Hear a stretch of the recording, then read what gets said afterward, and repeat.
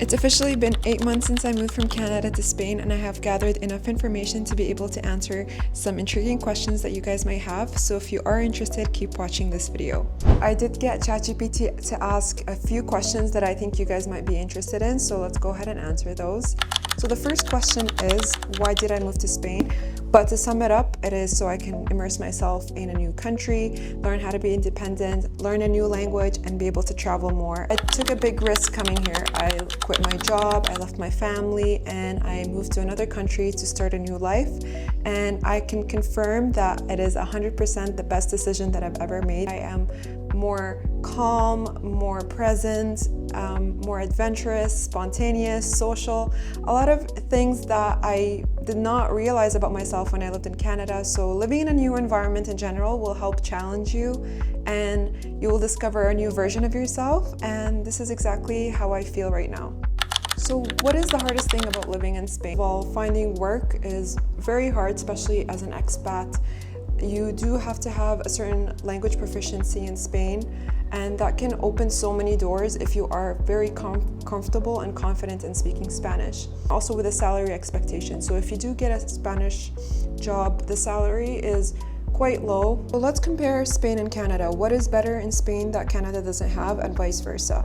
So of course, the climate in Spain is a lot better, the people are more social, and the ease of travel. So a lot of these things contribute to your overall mental health. I would say things that are better in Canada are, of course, the rapidness in getting things done. What's better in Canada is career growth. As a dental hygienist, I am able to work and earn a good income versus here in Spain, where I would have to settle for a minimum wage or a much less income that I would make in Canada. And for that, I find that you can live a lot more comfortably in Canada than you can in Spain. Do I see myself living long-term in Spain? I would say yes. If I do find a great opportunity which I cannot miss, and I feel like it would make my life better or pretty much stay the same, I would take that opportunity. However, if I have to live beyond my means and have to struggle living in Spain, I don't think it's worth it, because I have a certain standard of living, so having to sacrifice that I feel like would be very challenging, and I don't really need to if I have a good job in Canada and my family is in Canada. So I feel like the next few months are going to be really tell me what is going to be happening in the future for me, because of right now I don't know what's going to be happening long term in my life. So in that sense, I don't have the answers for that yet, but I'm working towards figuring that out.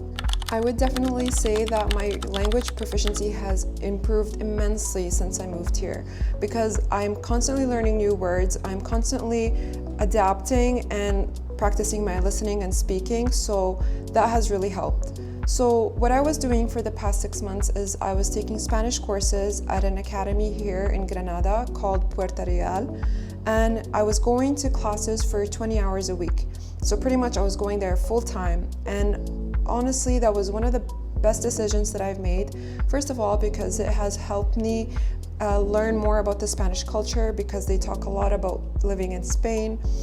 I got to meet amazing people in my class, and also it has given me a routine and like something to wake up to every morning. And I would definitely recommend looking into this academy if you're interested in learning Spanish.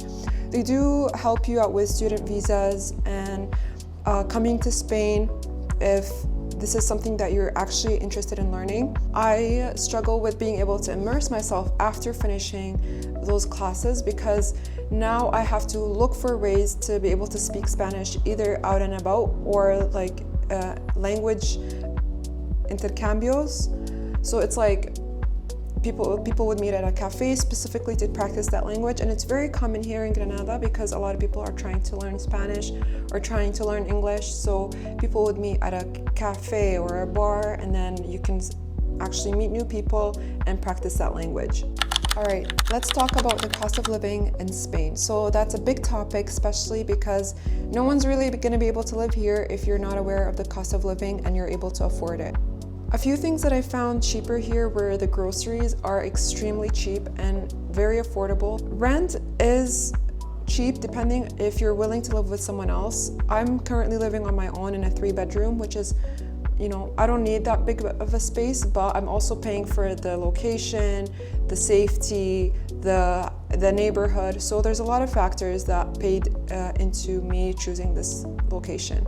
I am paying 800 euros for my apartment. Electricity is around 50 euros a month, and water is about 30 euros every 2 months, so 15 euros a month.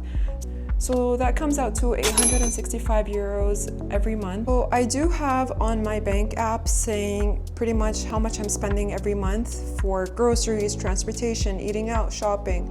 So I'm gonna give you guys a summary of what I have been paying. So I would say, like I said, 875 euros a month for water and electricity and my rent. And I would be paying about 300 euros a month for groceries. That's just for one person. Shopping, I was paying about, let's say, between 70 euros to 100 euros. And that's for me buying like clothes or handbag. So yes, I would say that this is quite affordable compared to Canada. And you do also get a lot of value out of living here because you're not only paying for an apartment, but you're paying for the experience of living in Spain, being able to see the sun and have good weather. And just overall, I think it was so worth it for me. But take in mind that what I'm paying is quite a bit because a lot of students or people that move to Spain are sharing their apartment with other people. So I would say living in Granada specifically, you'd be paying between 400 to 600 euros a month if you have like a 1-bedroom. So what are the salary like here in Spain? I'm honestly seeing wages about 1,500 after taxes, and that's per month. So of course, that in Canadian is a part-time job. What was the hardest part about moving? The hardest part was pretty much finding an apartment. That was a big struggle, especially if you're a student or you don't have a job contract. Finding an apartment was quite difficult. And it took me about 3 weeks to find an apartment, and I didn't even find it on the Idealista app. I kind of just stumbled upon it in the same building as my Airbnb.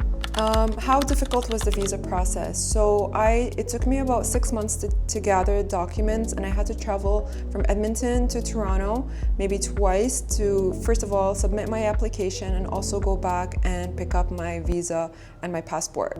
So the visa process for me, thankfully, was pretty straightforward because I didn't have any like weird things to add to my application. My application was pretty straightforward, but in order to collect all the documents, it took about 6 months. Well, if you guys have read anything online, people have been complaining about how slow things are in Spain to get things done, how tedious, how unclear the information is. It's like that, but for me personally, everything was pretty straightforward because I did read up a lot and do my research, and I did have all the correct documents, and I was very organized in that sense. So this has been my experience in Spain so far. I did answer as many questions as I can, but I do have a lot more questions to answer, so I will be making a part 2. And you guys can leave any questions that you have about my life in Spain in the comments below, and I will be answering them in the part 2 section. So I'll see you guys in the next video, and thank you for watching. Bye.